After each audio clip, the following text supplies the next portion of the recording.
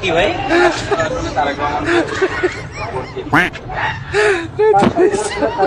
বিএনপির তরফ থেকে আসছেন? আচ্ছা, আমি কি কিছু কথা বলতে পারি? আমার প্রশ্ন হচ্ছে, মানুষ বিএনপিকে কেন ভোট দিবে? কেন দিবে না? কেন দিবে না?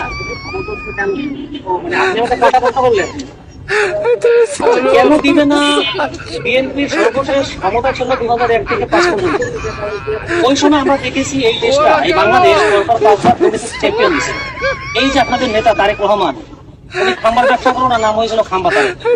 উনি গ্রামগঞ্জে খাম্বা স্থাপন করছেন, কারেন্টের তার এখনো দেয় নাই। এটা আপনি গ্রামগঞ্জে গেলে এখনো পাবেন। এবং বিদ্যুৎ খাতে দুর্নীতি ছিল। তারপরে হচ্ছে একযোগে সারা দেশে সিরিজ বোমা হামলা হয়েছিল। তারপর হচ্ছে আওয়ামী লীগের গ্রেনেড বোমা হামলা হয়েছিল।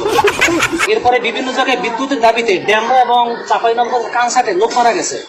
সারের দাবিতে মানুষজন আন্দোলন করতে গিয়ে লোক মারা গেছে।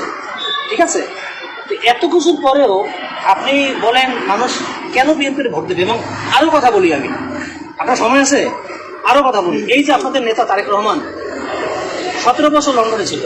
17 বছর লন্ডন থেকে আসার পরে উনি এখন বলতেছে যে 17 বছরে উন্নয়ন হয় না, শুধু দুর্নীতি হয়েছে। এই যে এত দেশের উন্নয়ন হয়েছে, এগুলোকে আপনি দেখেন না? আপনার নেতা দেখেন না? এবং আপনার নেতা যেদিন আসছে সেদিন আপনার নেতা বলছিল যে বাংলাদেশ চেঞ্জ হয়েছে।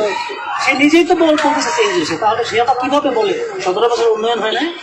আপনি বিএনপি করতে পারেন ভাই, বিএনপির ডেকাইপি করেন, সমস্যা নাই, কিন্তু সত্যতা আপনাকে বলতে হবে। উনি বরাবর মিথ্যাচার করতেছে, ওনার নামটা কেন ভোট দিতে বলেন? এবার আপনার কাছে আমার প্রশ্ন, বলেন, আমার এই উত্তর দেন।